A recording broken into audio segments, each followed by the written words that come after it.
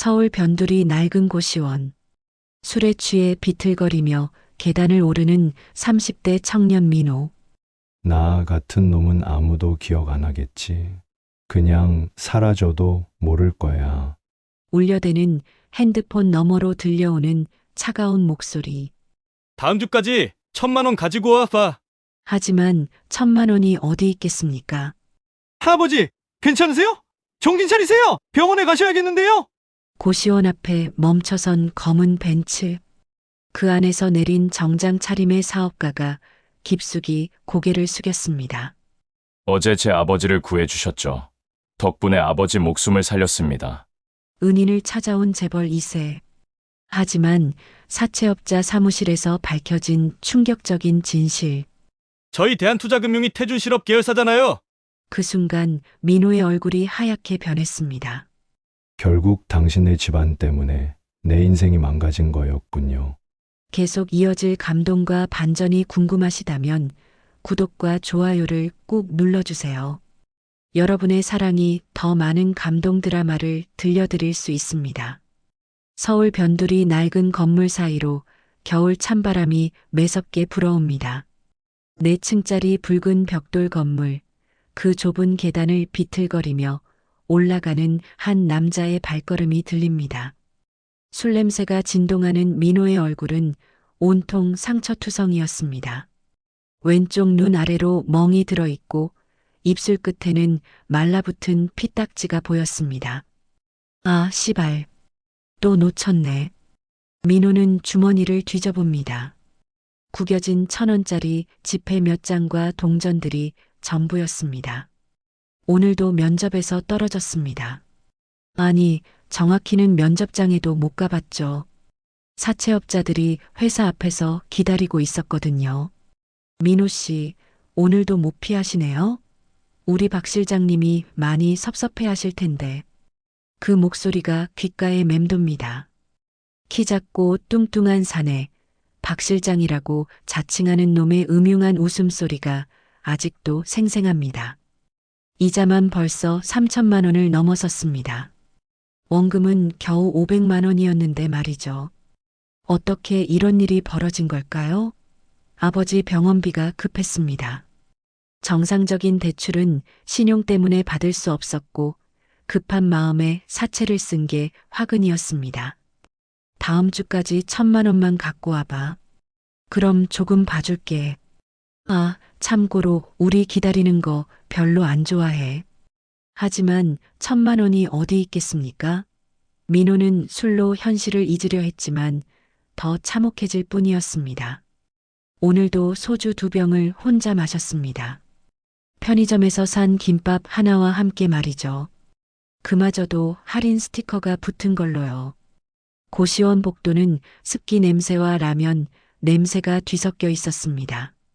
어디선가 텔레비전 소리도 들려옵니다. 예능 프로그램의 웃음소리가 민호에게는 조롱처럼 들렸습니다. 민호는 비밀번호를 누르며 한숨을 쉽니다. 삐삐삐삐. 문이 열리자 서너 평 남짓한 공간이 나타납니다. 책상 하나, 침대 하나, 그리고 작은 옷장이 전부인 방이었습니다. 창문도 제대로 없어서 환기도 안 됩니다. 방 한쪽 구석에는 곰팡이가 슬어 있었죠. 벽에 붙어 있는 대학교 졸업사진을 바라봅니다. 5년 전, 그때는 정말 꿈이 많았습니다. 무역회사에 취직해서 해외 바이어들과 영어로 협상하고 멋진 오피스에서 일하는 모습을 그렸었죠. 아버지가 살아계실 때는 우리 아들 영어 잘한다. 토익 점수가 900점이 넘어. 라며 동네 사람들한테 자랑스러워했습니다. 그때 아버지의 환한 웃음이 아직도 눈에 선합니다. 하지만 지금은 어떻습니까? 편의점 야간 아르바이트로 하루하루를 버티고 있습니다. 나 같은 놈은 아무도 기억 안 하겠지. 그냥 사라져도 모를 거야. 민호는 중얼거리며 침대에 몸을 던집니다. 스프링이 삐걱거리며 항의하는 듯한 소리를 냅니다. 천장에 붙어 있는 형광등이 깜빡거립니다. 언제 나가 떨어질지 모르는 불안한 빛이었죠. 저 형광등처럼 자신의 인생도 언제 꺼져버릴지 모르겠습니다. 핸드폰이 울립니다. 또 모르는 번호입니다. 요즘 하루에 10여 통도 넘게 걸려오는 추심 전화일 거라고 생각했는데 다른 목소리였습니다. 여보세요? 김민호 씨 맞죠? 금융상품 안내해 드리려고 연락드렸는데요. 저희 특별 대출 상품이 있어서 신용등급 상관없이 가능합니다. 아, 추심 전화가 아니었습니다. 하지만 더 기가 막혔죠. 금융상품이라니. 신용불량자한테 무슨 금융상품을 권하겠습니까? 아마 또 다른 사채업체에서 개인정보를 빼돌려서 연락한 게 틀림없습니다. 이런 전화를 받을 때마다 절망감이 더욱 커집니다. 민호는 전원을 꺼버립니다. 아버지, 죄송해요. 이렇게 못난 아들로 키워서 아버지가 그렇게 자랑스러워 하셨는데 아버지는 3년 전에 돌아가셨습니다. 폐암이었죠. 담배를 너무 오래 피우셨거든요. 마지막에는 산소호흡기를 끼고 계셨는데 그래도 민호 손을 꼭 잡으며 말씀하셨죠. 아들아, 아버지는 괜찮으니까 너만 잘 살아라. 영어 실력 좋으니까 좋은 회사에 들어갈 수 있을 거야. 병원비 때문에 집까지 팔았습니다. 강남에 있던 30평짜리 아파트였는데 그때 시세로 5억 정도 했었죠. 하지만 아버지 치료비와 장례 비용으로 다 들어갔습니다. 그래도 모자라서 사채를 썼고 그게 지금 이 지경까지 온 시작이었습니다. 시계를 봅니다. 밤 11시. 곧 편의점 야간 근무를 시작해야 합니다. 하루 8시간 서서 일하면 7만 원을 법니다. 최저시급도 안 되는 돈이죠. 사장이 사대보험도 안 해주고 야간 수당도 제대로 안 줍니다. 하지만 민호는 항의할 수도 없습니다.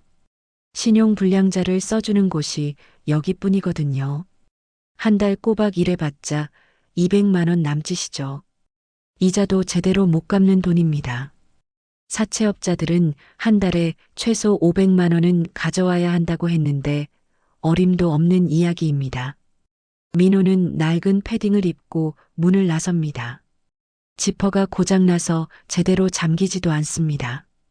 어머니가 사주신 패딩인데 벌써 5년째 입고 있습니다. 계단을 내려오면서 생각합니다. 정말 이렇게 살아야 하나? 차라리 한강에서 끝내버릴까? 하지만 그럴 용기도 없습니다. 무엇보다 아버지께 죄송스럽죠. 저 세상에서 실망하실 것 같아서 말입니다. 편의점으로 가는 길, 네온사인들이 번쩍거립니다. 치킨집, 술집, 노래방. 사람들은 즐겁게 웃으며 다닙니다. 연인들이 손잡고 걸어가는 모습이 눈에 띕니다. 학교 다닐 때 사귀던 여자친구가 생각납니다. 경영학과 과 대표였던 수진이었죠. 민호야, 너는 분명 성공할 거야. 영어도 잘하고 성격도 좋잖아. 라고 했었는데 지금은 대기업에서 잘 다니고 있을 겁니다. 민호와 헤어진 게 신의 한 수였던 셈이죠. 어서 오세요. 편의점에 들어서자 앞시간 알바생이 반갑게 인사합니다. 20살쯤 되어 보이는 대학생이었습니다. 젊고 밝은 얼굴이 부러웠죠. 저 나이 때는 자신도 저랬었는데 말입니다. 세상이 온통 희망으로 가득 차 보였거든요. 무엇이든 할 수 있을 것 같았고 미래가 장밋빛이었습니다. 오늘 매출 어때요? 그냥 그래요. 손님이 별로 없었어요. 아, 그런데 아까 이상한 아저씨가 와서 계속 밖을 기웃거리더라고요. 뭔가 수상해 보였어요. 혹시 형 아는 사람 아닐까요? 민호의 심장이 쿵 내려앉습니다. 혹시 사채업자들이 여기까지 찾아온 건 아닐까요? 아니면 또 다른 빚쟁이들일 수도 있습니다. 요즘 워낙 많은 곳에서 돈을 빌렸거든요. 박 실장 말고도 최소 서너 군데는 더 있을 겁니다. 민호는 카운터 뒤로 들어가 앉으며 창밖을 살펴봅니다. 다행히 수상한 사람은 보이지 않습니다. 긴 밤이 시작됩니다. 새벽까지 8시간, 또 하루를 버텨야 합니다. 시간이 흘러 새벽 3시가 되었습니다. 술에 취한 손님 몇 명이 들어와 라면을 끓여 먹고 갔습니다. 그중 한 명이 민호를 뚫어지게 쳐다보더니 이상한 말을 했습니다. 야, 너 혹시... 아니야, 착각이었나? 무슨 말인지 알 수 없었지만 섬뜩했습니다. 담배를 사려던 아저씨는 카드가 막혀서 그냥 나갔습니다. 민호는 그 모습을 보며 씁쓸하게 웃습니다. 자신과 별반 다르지 않다는 생각이 들었거든요. 새벽 4시, 편의점 안은 고요합니다. 가끔 지나가는 차 소리만 들릴 뿐이죠. 민호는 스마트폰으로 구인구직 사이트를 뒤적입니다. 하지만 신용불량자를 받아주는 곳은 거의 없었습니다. 경력 3년 이상, 신용등급 4등급 이상, 자격 요건을 보면 한숨만 나옵니다. 민호는 스마트폰을 내려놓고 창밖을 바라봅니다. 새벽 하늘이 조금씩 밝아오고 있었습니다. 새벽 7시, 드디어 근무가 끝났습니다. 다음 시간 직원이 들어오자 민호는 천천히 걸어서 고시원으로 돌아갑니다. 아침 햇살이 눈부시게 비춥니다. 출근하는 사람들과 마주칩니다. 정장을 차려입고 바쁘게 걸어가는 직장인들을 보면서 민호는 다시 한번 생각합니다. 언제까지 이렇게 살아야 할까요? 그런데 그때였습니다. 저 앞 골목에서 누군가가 비틀거리며 쓰러지는 모습이 보였습니다. 70대쯤 되어 보이는 노인이었습니다. 회색 코트를 입고 있었는데 옷차림새로 봐서는 그리 가난해 보이지 않았습니다. 하지만 지금은 골목 바닥에 쓰러져 신음하고 있었죠. 민호는 잠시 주저했습니다. 괜히 끼어들었다가 또 문제가 생기지 않을까 하는 걱정 때문이었습니다. 노인의 신음소리가 들려옵니다. 민호는 고개를 돌리려 했지만 발걸음이 떨어지지 않았습니다. 아버지가 돌아가시기 전에 하셨던 말씀이 떠올랐거든요. 아들아, 어려운 사람 보면 외면하지 마라. 그게 사람 된 도리다. 결국 민호는 노인에게 다가갔습니다. 가까이서 보니 노인의 얼굴이 창백했고 식은땀을 흘리고 있었습니다. 심장마비나 뇌졸중 같은 응급 상황인 것 같았습니다. 할아버지, 괜찮으세요? 병원에 가셔야겠는데요. 노인은 간신히 눈을 뜨며 민호를 바라봤습니다. 그 눈빛에는 고통과 함께 뭔가 절망적인 감정이 담겨 있었습니다. 마치 오랫동안 혼자 살아온 외로움이 묻어나는 것 같았죠. 젊은이, 고맙네. 하지만 괜찮아. 아니에요. 이런 상태로는 안 됩니다. 119에 신고할게요. 민호는 핸드폰을 꺼내려 했지만 노인이 약한 힘으로 손을 잡았습니다. 병원만 데려다 주면 정말 고맙겠어. 노인의 목소리에는 간절함이 담겨 있었습니다. 민호는 택시를 잡으려 했지만 새벽 시간이라 그런지 잘 잡히지 않았습니다. 할 수 없이 노인을 부축해서 가까운 응급실로 향했습니다. 노인은 생각보다 가벼웠습니다. 세월의 무게에 몸이 많이 마른 것 같았죠. 응급실로 가는 동안 노인은 중얼거렸습니다. 고맙네.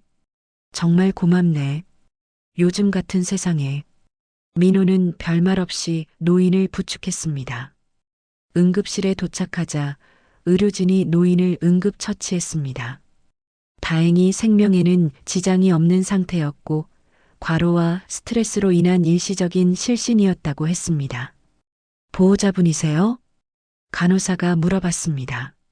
민호는 어떻게 대답해야 할지 몰랐습니다. 아니요. 길에서 쓰러지셨기에. 그럼 연락 가능한 가족분이 계시나요? 노인은 고개를 저었습니다. 가족은 없어요. 혼자 삽니다. 그 말을 들으니 민호의 마음이 아팠습니다. 자신도 혼자지만 70대 노인이 혼자 사는 것과는 차원이 다른 외로움일 테니까요. 의료진의 처치가 끝나고 노인이 의식을 완전히 되찾았을 때 노인의 주머니에서 낡은 수첩이 바닥으로 떨어졌습니다. 민호가 주워서 드리려다 보니 수첩이 열려 있었습니다. 그 안에는 오래된 가족 사진과 손글씨로 쓰인 메모가 있었습니다. 내 아들 성공해서 다시 찾을게. 아버지가 미안하다. 민호는 깜짝 놀랐습니다. 노인에게도 아들이 있었던 거였습니다. 하지만 지금은 연락이 안 되는 상황인 것 같았죠. 민호는 조심스럽게 수첩을 노인에게 건네줬습니다. 할아버지, 이거 떨어뜨리셨어요. 노인은 수첩을 받아들며 씁쓸하게 웃었습니다. 아들 사진이지. 30년째 못 본 아들. 30년이요? 젊었을 때 사업에 실패해서 집도 잃고 가족도 잃었어. 아들한테 너무 미안해서 연락도 못하고 살았지. 민호의 가슴이 먹먹해졌습니다. 자신과 비슷한 처지였던 거였습니다. 사업 실패로 모든 걸 잃고 가족과 헤어져 혼자 살고 있는 노인의 모습에서 미래의 자신을 보는 것 같았습니다. 아들분이 보고 싶으시겠어요? 그럼. 하지만 이제 와서 어떻게 아버지라고 말할 면목도 없고. 노인의 목소리가 떨렸습니다. 민호는 왜인지 모르게 이 노인을 그냥 보낼 수 없었습니다. 자신도 아버지를 일찍 잃었기에 더욱 그런 감정이 들었던 것 같습니다. 할아버지 집까지 모셔다 드릴게요. 고맙네. 정말 고마워. 요즘 같은 세상에 이런 젊은이가 있다니. 노인의 집은 고시원에서 그리 멀지 않은 곳에 있는 낡은 다세대 주택이었습니다. 2층에 있는 작은 원룸이었는데 혼자 살기에는 충분해 보였습니다. 하지만 집안은 을씨년스러웠습니다. 가족 사진 몇 장과 오래된 가구들만 덩그러니 놓여 있었죠. 차라도 한잔하고 가겠나? 아니에요. 괜찮습니다. 민호는 일어서려 했지만 노인이 간곡히 부탁했습니다. 젊은이, 내가 30년 만에 처음으로 사람다운 대접을 받았어. 정말 고마워서. 차 한 잔만. 민호는 결국 앉았습니다. 노인이 끓여준 녹차를 마시며 이런저런 이야기를 나눴습니다. 노인의 이름은 한정수였고 젊을 때는 작은 회사를 운영했다고 했습니다. 그때는 정말 잘 나갔어. 직원도 20명이나 두고. 하지만 한순간에 모든 게 무너졌지. 정수는 아들 이야기를 할 때마다 눈시울이 붉어졌습니다. 민호는 그런 정수를 보며 마음이 아팠습니다. 1시간 정도 이야기를 나눈 후 민호는 일어났습니다. 정수는 문 앞까지 배웅하며 몇 번이고 고맙다는 인사를 했습니다. 젊은이, 정말 고마웠어. 오랜만에 사람 냄새를 맡았네. 민호는 별것 아니라며 손사래를 쳤습니다. 하지만 마음 한편으로는 뿌듯했습니다. 오랜만에 누군가를 도왔다는 기분이 들었거든요. 고시원으로 돌아가는 길, 민호는 정수 할아버지 생각을 했습니다. 30년 동안 혼자 살면서 얼마나 외로웠을까 싶었죠. 고시원에 도착해서 잠시 눈을 붙이려던 민호였습니다. 하지만 잠들기가 쉽지 않았습니다. 내일 또 사채업자들이 찾아올 생각을 하니 머리가 아팠습니다. 그런데 그때였습니다. 밖에서 차 소리가 들려왔습니다. 그것도 보통 차가 아닌 고급차 소리였죠. 민호는 창문으로 내다봤습니다. 아니나 다를까 고시원 앞에 새까만 벤츠 한 대가 서 있었습니다. 차에서 내린 사람은 정장을 말끔히 차려입은 40대 남성이었습니다. 키가 크고 인상이 날카로웠지만 품격 있어 보였습니다. 뭐지? 사채업자 치고는 너무 고급스러운데? 민호는 혼잣말을 했습니다. 하지만 곧 현실을 받아들였습니다. 요즘 사채업자들도 고급화됐다는 이야기를 들었거든요. 민호는 가슴이 두근거렸습니다. 혹시 박 실장보다 더 무서운 놈들이 온 건 아닐까요? 그런데 예상과 달리 그 남자는 고시원 관리사무소로 들어갔습니다. 잠시 후 관리인 아저씨가 민호의 방 번호를 알려주는 것 같았습니다. 민호는 급히 문에 귀를 대고 들어봤습니다. 똑똑똑. 문을 두드리는 소리가 들려왔습니다. 민호는 숨을 죽이고 있었습니다. 혹시 모르니까 없는 척 하려고 했죠. 김민호 씨 계시죠? 저는 사채업자가 아닙니다. 중요한 이야기가 있어서 왔어요. 낮고 차분한 목소리였습니다. 사채업자 치고는 너무 정중했죠. 민호는 조심스럽게 문을 열었습니다. 문틈으로 보니 정말 품격 있어 보이는 신사였습니다. 누구세요? 죄송합니다. 저는 태준이라고 합니다. 어제 제 아버지를 구해주셨죠? 민호는 깜짝 놀랐습니다. 아버지라니? 혹시 정수 할아버지 말씀이신가요? 정수 할아버지. 네, 맞습니다. 한정수, 제 아버지입니다. 태준은 깊숙이 고개를 숙이며 인사했습니다. 어제 아버지를 구해주셔서 정말 감사합니다. 덕분에 아버지 목숨을 살렸습니다. 민호는 멍하니 태준을 바라봤습니다. 30년 동안 연락이 안 됐다던 아들이 갑자기 나타난 거였습니다. 그것도 벤츠를 타고 말이죠. 어떻게 할아버지가 연락을... 아니요. 아버지는 아직 모르세요. 병원에서 연락이 왔어요. 응급실에 오신 분의 신분증을 확인하니 제 아버지더라고요. 태준의 설명을 듣고 보니 이해가 됐습니다. 정수 할아버지는 아직도 태준에게 연락하지 못한 채로 있는 거였습니다. 그런데 어떻게 저를... 병원에서 CCTV를 확인해 봤어요. 민호 씨가 아버지를 부축해서 병원까지 모셔다 주신 걸 봤습니다. 정말 감사합니다. 태준은 다시 한번 깊게 인사했습니다. 민호는 어리둥절했습니다. 벤츠를 타고 온 성공한 사업가가 자신에게 이렇게 정중하게 인사하는 게 믿어지지 않았거든요. 들어오시겠어요? 아, 네. 감사합니다.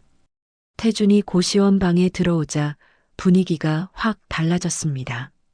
비싸 보이는 정장과 명품 시계가 이 초라한 공간과는 너무 대조적이었죠. 태준은 주변을 둘러보며 미안한 표정을 지었습니다. 이런 곳에서 살고 계시는군요. 네. 형편이 어려워서. 민호는 부끄러웠습니다. 하지만 태준은 전혀 무시하는 기색 없이 정중하게 대했습니다. 민호 씨, 아버지를 구해주신 은혜를 어떻게 갚아야 할지 모르겠습니다. 뭐든지 도와드리고 싶은데 필요한 게 있으시면 말씀해 주세요. 민호는 의심스러웠습니다. 세상에 공짜는 없다고 배웠거든요. 특히 요즘 같은 세상에서 말이죠. 괜찮습니다. 당연한 일을 했을 뿐이에요. 아니에요. 요즘 같은 세상에서 길에 쓰러진 노인을 도와주는 사람이 얼마나 될까요? 정말 감사합니다. 태준의 목소리에는 진심이 담겨 있었습니다. 하지만 민호는 여전히 경계를 늦추지 않았습니다. 혹시 사채업자 사주받고 오신 건 아니죠? 태준은 깜짝 놀랐습니다. 사채업자요? 무슨 말씀이세요? 요즘 사채업자들이 온갖 수법을 다 쓴다고 해서요. 혹시 저를 속이려고... 태준은 민호의 말을 듣고 무슨 사정이 있는지 대충 짐작했습니다. 민호 씨, 혹시 빚 때문에 고생하고 계시나요? 민호는 대답하지 않았습니다. 하지만 표정만 봐도 알 수 있었죠. 얼마나 됩니까? 왜 그걸... 도와드리고 싶어서요. 아버지 생명을 구해주신 은혜인데 그 정도는 해야죠. 민호는 어이가 없었습니다. 처음 보는 사람이 갑자기 나타나서 빚을 갚아주겠다니요. 이런 일이 현실에서 일어날 리 없다고 생각했습니다. 농담 그만하세요. 그런 돈이 어디 있어요. 얼마나 되는지 말씀해 주세요. 태준은 진지했습니다. 민호는 잠시 고민하다가 입을 열었습니다. 3,500만 원 정도. 태주는 별거 아니라는 듯 고개를 끄덕였습니다. 알겠습니다. 내일까지 정리해 드릴게요. 뭐라고요? 민호는 귀를 의심했습니다. 3,500만 원을 내일까지 정리해 준다고요? 진짜 그럴 수 있어요? 물론입니다. 명함 드릴게요. 태준은 명함을 꺼냈습니다. 태준실업 대표이사 박태준이라고 적혀 있었습니다. 민호는 그 명함을 보며 놀랐습니다. 태준실업이라면 꽤 큰 회사였거든요. 태준실업. 그 태준실업이요? 네, 맞습니다. 민호는 믿어지지 않았습니다. 재벌 2세가 갑자기 나타나서 자신의 빚을 갚아주겠다니요. 이런 일이 정말 일어나는 건가요? 하지만 왜 이렇게까지 아버지를 30년 만에 찾았는데 그 은인을 도와드리는 게 당연하지 않나요? 태준의 말에 민호는 할 말이 없었습니다. 하지만 한편으로는 불안했습니다. 세상에 공짜는 없다는 걸 너무 잘 알고 있었거든요. 태준은 민호의 의심스러운 눈빛을 알아챘습니다. 민호 씨, 혹시 믿기 어려우시나요? 솔직히, 네. 갑자기 나타나서 고마워한다니. 이런 일이 현실에서 일어날까 싶어서요. 민호는 정직하게 대답했습니다. 태준은 이해한다는 듯 고개를 끄덕였습니다. 당연히 의심스러우실 겁니다. 저라도 그랬을 거예요. 하지만 정말 진심입니다. 그때 민호의 핸드폰이 울렸습니다. 모르는 번호였지만 이번엔 추심 전화가 맞았습니다. 민호는 당황하며 전화를 끊으려 했지만 태준이 말렸습니다. 받아보세요. 누군지 확인해 봅시다. 민호는 떨리는 손으로 전화를 받았습니다. 여보세요? 김민호 씨죠? 박 실장입니다. 오늘 저녁에 시간 있으시죠? 우리 사무실로 한번 나와주세요. 박 실장의 목소리가 평소보다 더 차갑게 들렸습니다. 민호는 식은땀이 났습니다. 전화기 너머로 들려오는 박 실장의 음성에는 위협적인 분위기가 가득했습니다. 저는 지금 돈 이야기는 만나서 해요. 8시까지 오세요. 안 오시면 어떻게 될지 아시죠? 민호 씨 주변 사람들까지 피해를 볼 수도 있어요. 박 실장의 말에 민호는 온몸이 얼어붙었습니다. 주변 사람들이라니 혹시 편의점 사장이나 고시원 사람들에게까지 피해가 갈까봐 무서웠습니다. 전화가 끊어졌습니다. 민호는 핸드폰을 들고 떨고 있었습니다. 태준은 그런 민호를 보며 걱정스러운 표정을 지었습니다. 사채업자였나요? 네. 오늘 저녁에 나오라고 해요. 못 가면 큰일 날 것 같아요. 주변 사람들까지 건드린다고. 같이 가겠습니다. 뭐라고요? 민호는 깜짝 놀랐습니다. 태준 같은 사람이 사채업자 사무실에 가겠다니요. 위험해요. 그런 곳은 가면 안 됩니다. 사채업자들이 얼마나 무서운 사람들인지 몰라요. 괜찮습니다. 오히려 제가 가는 게 나을 것 같은데요. 그 사람들도 함부로 못할 겁니다. 태준은 자신 있게 말했습니다.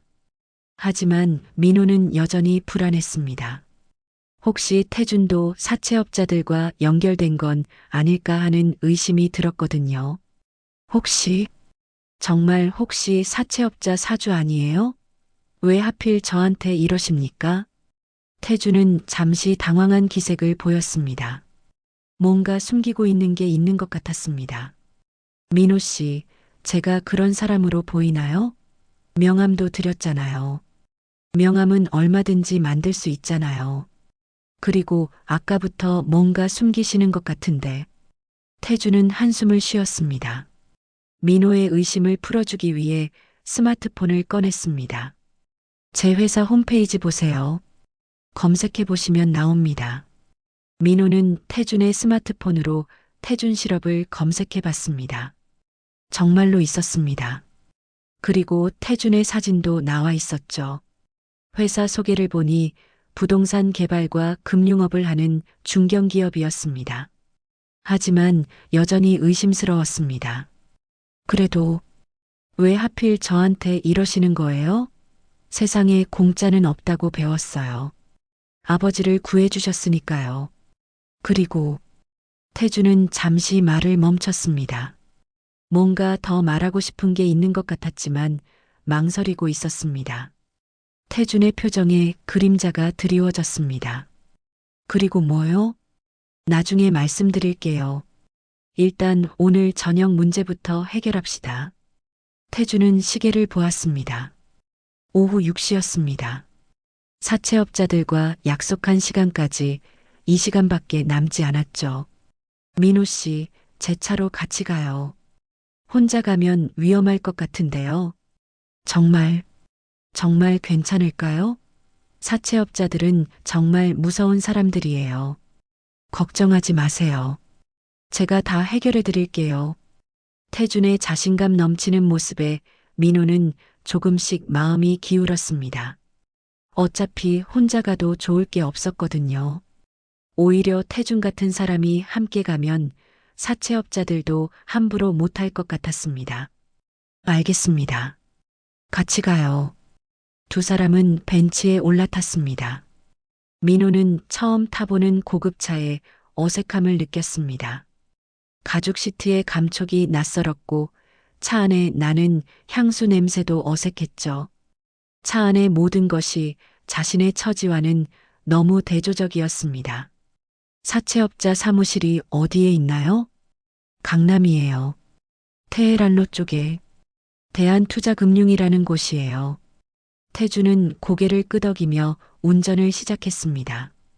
그런데 이상하게도 태준의 표정이 굳어졌습니다. 마치 그 이름을 들어본 것 같은 반응이었죠. 혹시 대한투자금융 아세요? 아니요. 처음 들어봅니다. 하지만 태준의 대답은 어딘가 어색했습니다. 강남까지 가는 동안 두 사람은 별말 없이 있었습니다. 민호는 창밖을 보며 생각에 잠겨 있었고 태준도 뭔가 심각한 표정이었습니다. 강남에 도착해서 사채업자 사무실을 찾았습니다. 15층짜리 오피스텔 8층에 있었습니다.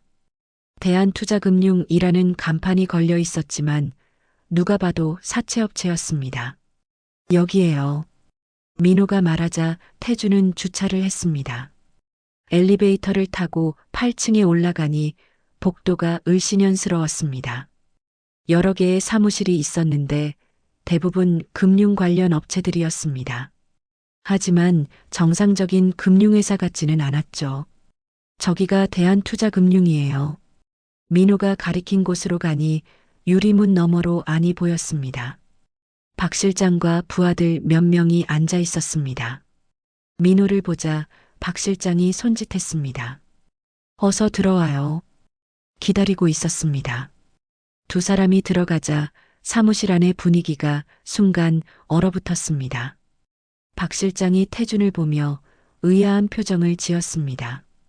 그런데 이상하게도 박 실장의 눈빛에 당황한 기색이 스쳤습니다. 이분은 누구죠? 제 친구예요. 민호가 대답하자 박 실장이 코웃음을 쳤습니다. 친구? 옷차림 보니까 꽤 잘 사는 친구네요. 혹시 이분이 돈을 갚아주시려고요? 박 실장의 말투가 비아냥거렸지만 어딘가 어색했습니다. 태준은 침착하게 대답했습니다. 그럴 생각입니다. 오호, 대단하네요. 얼마나 갚으실 건데요? 전액 다요. 사무실이 조용해졌습니다. 박 실장과 부하들이 서로 눈빛을 주고받았습니다. 그런데 그 눈빛에는 뭔가 불안한 기색이 담겨 있었습니다. 전액이라 3,500만 원 말이죠? 네. 박 실장이 갑자기 웃음을 터뜨렸습니다. 하지만 그 웃음이 어딘가 어색했습니다. 하하, 재미있네요. 그런데 말이죠. 박 실장의 표정이 갑자기 차가워졌습니다. 우리는 단순히 돈만 받는 게 아니에요. 민호 씨가 그동안 우리를 얼마나 괴롭혔는지 아세요? 약속도 안 지키고 연락도 안 받고. 태주는 박 실장의 말을 듣고 있었지만 표정에 변화가 없었습니다. 그럼 얼마를 원하시는 거죠? 위로비까지 포함해서 5천만 원이면 될 것 같은데요. 민호는 깜짝 놀랐습니다. 갑자기 1,500만 원이나 더 불어났거든요. 그건 너무. 민호가 항의하려 했지만 태준이 말렸습니다. 알겠습니다. 5천만 원이면 되는 거죠? 네, 그러면 깔끔하게 정리됩니다. 태준은 지갑에서 수표책을 꺼냈습니다. 박 실장과 부하들의 눈이 번쩍였습니다. 하지만 동시에 뭔가 당황하는 기색도 보였죠. 지금 바로 드릴 수 있어요. 태준이 수표를 쓰기 시작하자 민호는 복잡한 심정이었습니다. 정말 이렇게 간단히 해결되는 건가요? 뭔가 너무 쉬운 것 같아서 오히려 불안했습니다. 잠깐만요. 박 실장이 갑자기 손을 들었습니다. 성함이 어떻게 되시죠? 박태준입니다. 그 순간 박 실장의 얼굴이 하얗게 변했습니다. 부하들도 마찬가지였죠. 사무실 안의 분위기가 순식간에 얼어붙었습니다. 혹시 태준실업 박태준 대표님이신가요? 네, 맞습니다. 박 실장이 갑자기 일어나며 90도로 인사했습니다. 죄송합니다. 몰라 뵙고 실례했습니다. 민호는 상황을 이해할 수 없었습니다. 왜 갑자기 박 실장이 이렇게 나오는 걸까요? 태준도 의외라는 표정이었습니다. 아, 저희를 아시는군요. 물론입니다. 저희 대한투자금융이 태준실업 계열사잖아요. 그 말을 들은 순간 민호의 머릿속이 하얘졌습니다. 태준실업 계열사라고요? 그럼 태준이 사채업자들의 사장이라는 뜻 아닌가요? 뭐라고요? 민호가 떨리는 목소리로 물어봤습니다. 태준은 당황한 기색을 감추지 못했습니다. 민호 씨, 이건 결국 당신네 집안 때문에 내 인생이 망가진 거였군요. 민호의 목소리가 점점 커졌습니다. 분노와 배신감이 밀려왔거든요. 설명해 드릴게요. 일단 진정하세요. 진정하라고요? 지금 이 상황에서요? 박 실장이 어색하게 웃으며 말했습니다. 대표님, 혹시 모르셨나요? 이 사람이 저희 고객 중 하나인데. 닥쳐. 태준이 박 실장을 향해 소리쳤습니다. 평소의 온화한 모습과는 전혀 다른 모습이었죠. 민호 씨, 정말 몰랐습니다. 아버지를 구해주신 분이 우리 계열사 고객인 줄은. 몰랐다고요? 정말요? 민호는 믿을 수 없었습니다. 이런 우연이 있을 수 있을까요? 정말입니다. 저는 본사 업무만 봅니다. 계열사 개별 고객까지는 모르거든요. 태준의 설명을 들어도 민호의 마음은 쉽게 가라앉지 않았습니다. 그동안 자신을 괴롭혔던 사채업자들이 결국 태준의 사람들이었다니요. 그럼 지금까지 저를 괴롭힌 건 다 당신 때문이었군요. 그건 아닙니다. 정말 몰랐어요. 박 실장이 다시 끼어들었습니다. 대표님, 이 고객은 정말 문제가 많았습니다. 계속 도망만 다니고. 그만. 태준이 다시 소리쳤습니다. 그리고 민호를 바라봤습니다. 민호 씨, 저도 이런 줄 몰랐습니다. 정말 죄송합니다. 죄송하다고 해서 해결되는 문제가 아니잖아요. 민호는 일어서려 했습니다. 더 이상 이 자리에 있고 싶지 않았거든요. 하지만 태준이 붙잡았습니다. 잠깐만 기다려주세요. 상황을 정리해 드릴게요. 태준은 박 실장을 향해 차갑게 말했습니다. 지금까지 이분한테 받은 이자는 얼마입니까? 총 3천만 원 정도 되는데요. 원금은요? 500만 원입니다. 태준의 얼굴이 굳어졌습니다. 원금의 6배가 넘는 이자를 받았다는 뜻이었거든요. 이자율이 얼마나 됩니까? 월 30%입니다. 미친. 태준은 욕이 나올 뻔했지만 참았습니다. 월 30%면 불법 고리대 금업이었거든요. 민호 씨, 정말 죄송합니다. 이런 줄 몰랐어요. 몰랐다고 해서 끝나는 게 아니잖아요. 지난 3년 동안 제가 얼마나 고생했는지 아세요? 민호의 목소리가 떨렸습니다. 그동안 쌓였던 스트레스와 분노가 한꺼번에 터져 나왔거든요. 아버지 병원비 때문에 급해서 빌린 돈이었어요. 그런데 이자가 눈덩이처럼 불어나서 알겠습니다. 제대로 보상해 드릴게요. 태준이 박 실장을 향해 말했습니다. 지금까지 받은 이자 전액을 돌려드리고 원금도 탕감하세요. 하지만 대표님, 하지만은 무슨 하지만이야. 당장 처리해. 박 실장은 어쩔 수 없이 고개를 끄덕였습니다. 하지만 민호는 여전히 화가 나 있었습니다. 돈 문제가 아니에요. 지난 3년 동안의 고통을 어떻게 보상할 건데요? 정말 죄송합니다. 뭐든지 하겠습니다. 그때 박 실장이 또 끼어들었습니다. 대표님, 사실 이 사람 말고도 비슷한 케이스가 많이 있습니다. 태준의 얼굴이 더욱 굳어졌습니다. 민호만의 문제가 아니라는 뜻이었거든요. 얼마나 많이요? 한 300명 정도. 300명? 태준은 충격을 받았습니다. 자신도 모르는 사이에 이런 일들이 벌어지고 있었다니요. 민호는 더 이상 견딜 수 없었습니다. 저는 가겠습니다. 당신들과는 더 이상 상관하고 싶지 않아요. 민호 씨, 잠깐만. 하지만 민호는 돌아보지 않고 사무실을 나갔습니다. 태준은 따라가려 했지만 박 실장이 말렸습니다. 대표님, 일단 이 문제부터 정리해야 할 것 같은데요. 태준은 민호가 사라진 문을 바라보며 한숨을 쉬었습니다. 아버지를 구해준 은인을 이런 식으로 만날 줄이야. 모든 걸 정리하세요. 불법 이자는 전액 환불하고 앞으로는 정상적으로 운영하세요. 네, 알겠습니다. 태준은 급히 민호를 쫓아갔지만 이미 늦었습니다.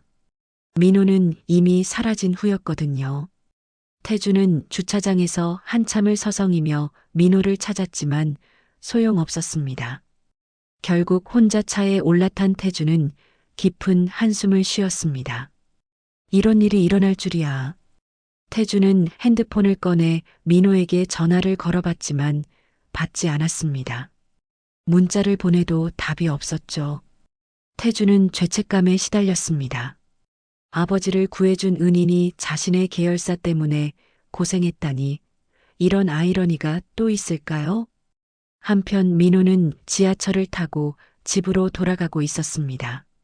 머릿속이 복잡했습니다. 지난 3년 동안 자신을 괴롭혔던 사채업자들이 결국 태준의 사람들이었다니요. 설령 태준이 몰랐다고 하더라도 받아들이기 어려웠습니다. 결국 모든 게 연결되어 있었구나. 민호는 씁쓸했습니다. 세상이 이렇게 좁을 수가 있을까요?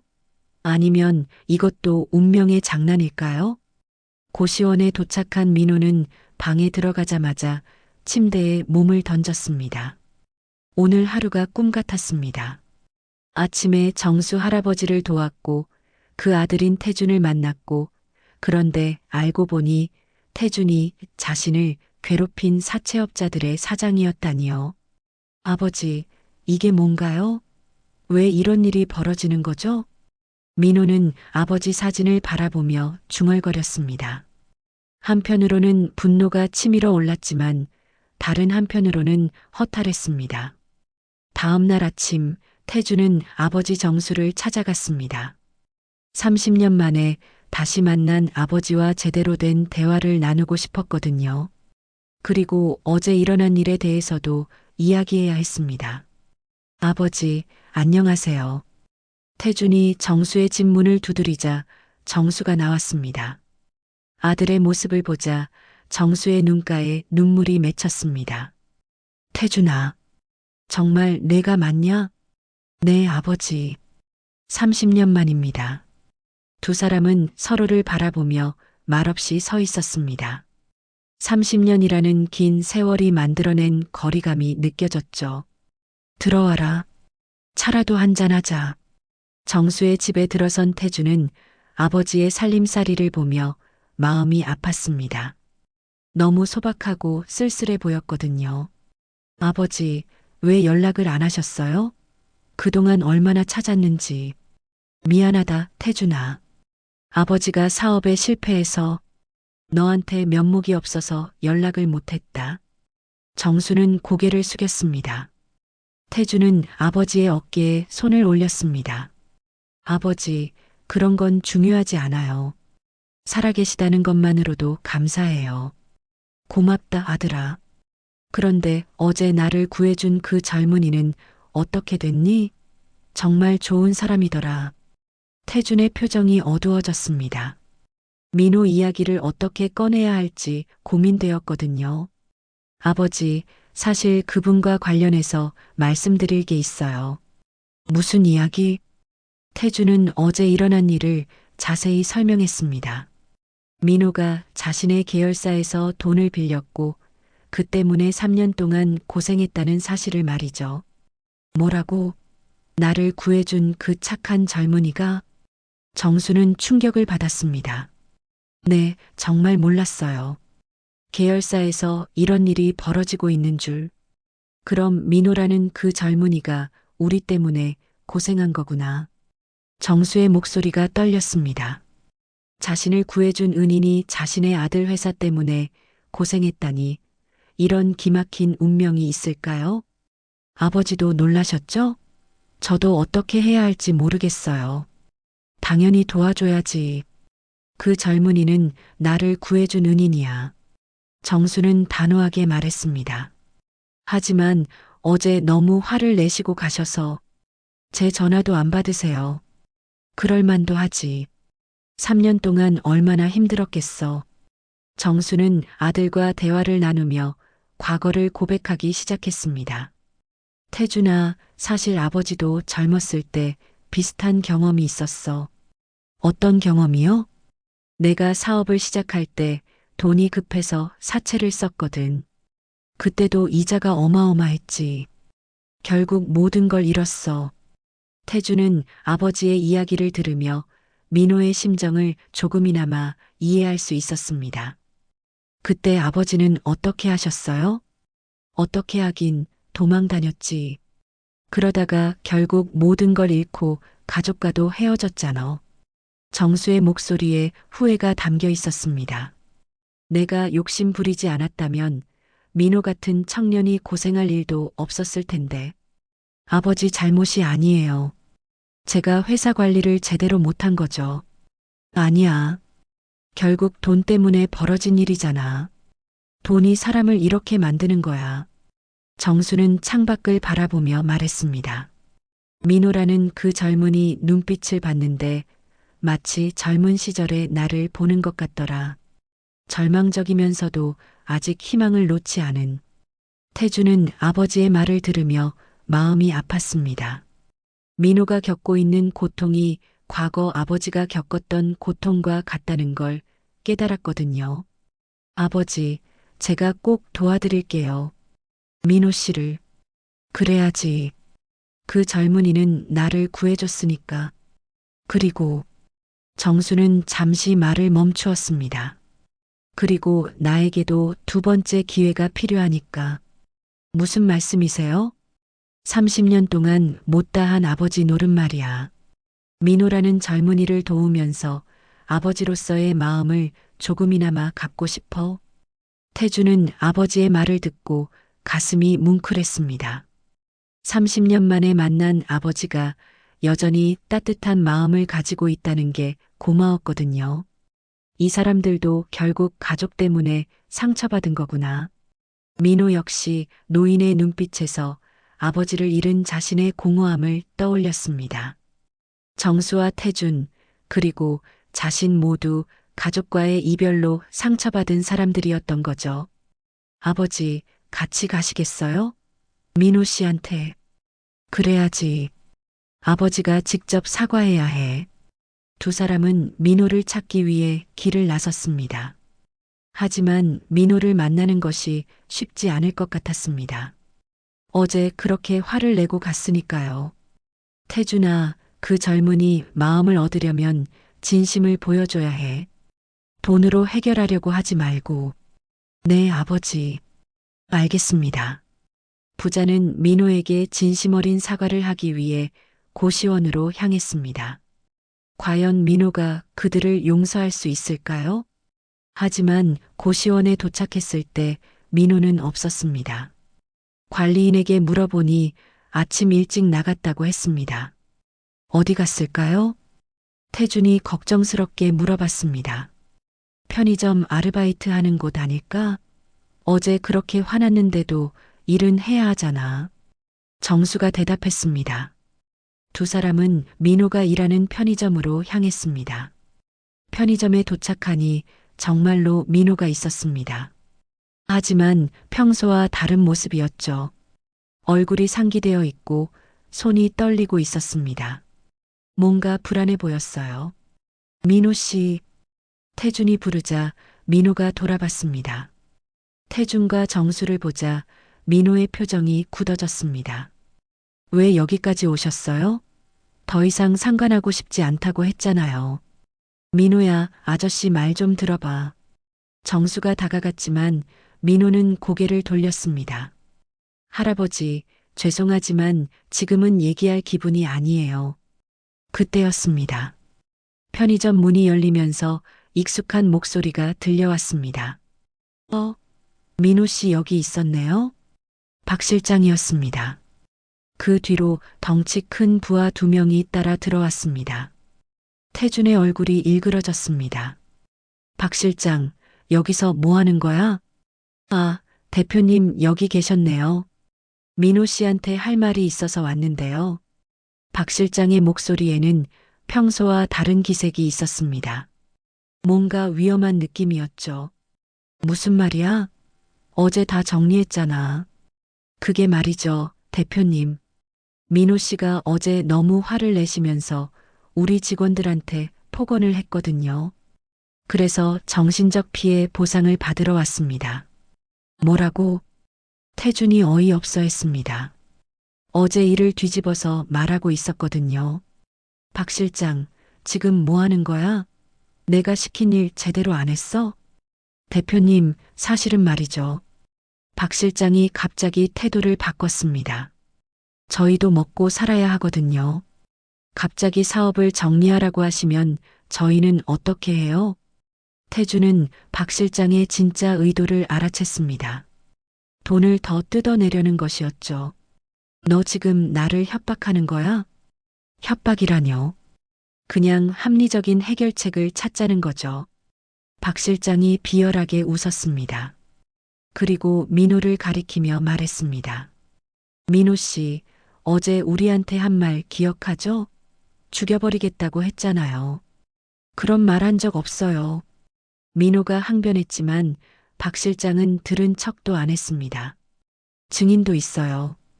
우리 직원들이 다 들었거든요. 부하들이 고개를 끄덕였습니다. 뻔한 거짓말이었지만 이들은 한패였으니까요. 그래서 정신적 피해 보상으로 3억 원을 요구합니다. 3억 원? 태준이 어이없어 했습니다. 미쳤어? 그게 말이 돼? 말이 안 되는 건 대표님이죠. 갑자기 사업 정리하라고 하고 우리 생계는 생각도 안 하고. 박 실장의 목소리가 점점 커졌습니다. 편의점 안의 분위기가 험악해졌죠. 당장 나가. 안 그러면 경찰 부른다. 태준이 경고했지만 박 실장은 코웃음을 쳤습니다. 경찰이요? 좋죠. 민호 씨가 저희를 협박한 것도 같이 신고할게요. 그때 정수가 나섰습니다. 젊은 것들이 뭐 하는 짓이야? 여기서 이러면 안 되지. 할아버지는 빠지세요. 이건 우리끼리 해결할 문제니까. 박 실장이 정수를 밀어냈습니다. 정수가 비틀거리자 태준이 분노했습니다. 이 새끼가. 태준이 박 실장에게 달려들었습니다. 박 실장의 부하들도 가만히 있지 않았죠. 편의점 안에서 몸싸움이 벌어졌습니다. 그만해요. 민호가 소리쳤지만 이미 상황은 걷잡을 수 없었습니다. 정수가 다치는 걸 본 민호는 참을 수 없었습니다. 할아버지한테 손대지 마. 민호가 박 실장을 밀어냈습니다. 박 실장이 진열대에 부딪히며 상품들이 와르르 쏟아졌습니다. 야, 이 자식이 먼저 손댔어. 다들 봤지? 박 실장이 일어나며 소리쳤습니다. 부하들이 민호를 둘러쌌습니다. 민호야, 위험해. 이리 와. 정수가 민호를 부르며 손을 내밀었습니다. 그 순간 민호는 느꼈습니다. 저 할아버지가 진심으로 자신을 걱정하고 있다는 걸 말이죠. 태준도 민호를 지키려고 앞으로 나섰습니다. 이 빚 내가 책임지겠습니다. 대신 다시는 이 청년 괴롭히지 마시오. 태준의 목소리에는 단호함이 들어 있었습니다. 책임지긴 뭘 책임져요? 이미 다 끝난 일인데. 박 실장이 비웃었습니다. 우리는 새로운 계약을 원해요. 민호 씨와 직접 거래하겠습니다. 안 돼. 태준이 소리쳤습니다. 하지만 박 실장은 들은 척도 안 했습니다. 그때 편의점 밖에서 경찰차 사이렌 소리가 들려왔습니다. 누군가 신고한 것 같았습니다. 경찰이다. 부하 중 하나가 소리쳤습니다. 박 실장이 당황했습니다. 야, 일단 빠지자. 도망가면 더 의심받을 텐데요. 상관없어. 일단 나가. 박 실장 일당이 편의점을 나가려는 순간 경찰이 들어왔습니다. 여기서 무슨 일이 있었나요? 경찰관이 물어봤습니다. 편의점 안은 엉망이었고 사람들은 모두 상기된 상태였습니다. 아무 일 없습니다. 박 실장이 대답하려 했지만 태준이 막았습니다. 경찰관님, 이 사람들이 협박과 공갈을 했습니다. 뭐라고요? 우리가 언제? 박 실장이 발뺌했지만 이미 늦었습니다. 치열한 몸싸움 끝에 경찰이 출동하고 사채업자들은 끌려간 것입니다. 경찰서에서 조사를 받은 후 세 사람은 밖으로 나왔습니다. 민호는 태준과 정수를 바라보며 복잡한 심정이었습니다. 왜 날 이렇게까지 도와주시는 거예요? 민호의 목소리가 떨렸습니다. 당신이 우리 아버지를 살린 은인이니까요. 태준이 대답했습니다. 그리고 나에게도 두 번째 기회가 필요하니까요. 태준의 진심 어린 말에 민호의 눈시울이 붉어졌습니다. 그동안 쌓였던 분노와 원망이 조금씩 녹아내리는 것을 느꼈습니다. 정수 할아버지가 민호의 어깨에 손을 올렸습니다. 민호야, 우리가 너한테 미안한 마음이 얼마나 큰지 몰라. 이제라도 제대로 된 사람으로 살고 싶어? 정수의 목소리에는 30년간 쌓인 후회와 아들에 대한 그리움이 모두 담겨 있었습니다. 할아버지, 정말 죄송해요. 제가 너무 감정적이었어요. 민호도 자신의 잘못을 인정했습니다. 아무리 화가 났어도 은인에게 그렇게 대할 일은 아니었거든요. 아니야. 내가 화낼 만했어. 우리가 잘못했으니까. 세 사람은 근처 조용한 카페로 자리를 옮겼습니다. 제대로 된 대화를 나누기 위해서였죠. 태준이 먼저 입을 열었습니다. 민호 씨, 정말 죄송합니다. 제가 회사 관리를 제대로 못해서 이런 일이 됐어요. 이제 그만하죠. 민호가 손을 저었습니다. 하지만 앞으로 어떻게 하실 건가요? 계열사 정리한다고 하셨는데. 네, 불법적인 사채업은 완전히 정리할 겁니다. 그리고 피해를 본 모든 분들께 보상을 해드릴 거고요. 태준의 다짐에 민호는 놀랐습니다. 생각보다 훨씬 큰 결단이었거든요. 그럼 사업에 손해가 많이 나지 않을까요? 상관없어요. 돈보다 중요한 게 있잖아요. 태준이 아버지를 바라보며 말했습니다. 30년 만에 찾은 아버지, 그리고 아버지를 구해준 은인. 이보다 소중한 게 어디 있겠어요? 정수의 눈가에 눈물이 맺혔습니다. 태준아, 고맙다. 몇 주가 지났습니다. 태주는 약속대로 불법 사채업을 정리했습니다. 박 실장과 그 일당들은 경찰 조사를 받고 처벌받았죠. 민호의 빚은 당연히 모두 없어졌고 그동안 받은 이자까지 돌려받았습니다. 하지만 더 놀라운 일이 기다리고 있었습니다. 민호 씨, 우리 회사에서 일해 보시겠어요? 태준이 제안했습니다. 저요? 하지만 저는 경력도 별로 없고 영어 실력이 뛰어나시잖아요. 토익 900점 넘는다고 들었는데 우리 해외 영업팀에서 필요한 인재예요. 민호는 믿을 수 없었습니다. 정말 이런 일이 일어나는 건가요? 하지만 제가 신용불량자인데 그건 이미 해결됐어요. 신용회복위원회에 신청해서 신용등급도 회복시켜드렸습니다. 태준의 말에 민호는 할 말을 잃었습니다. 꿈만 같은 일이었거든요. 정말 괜찮을까요?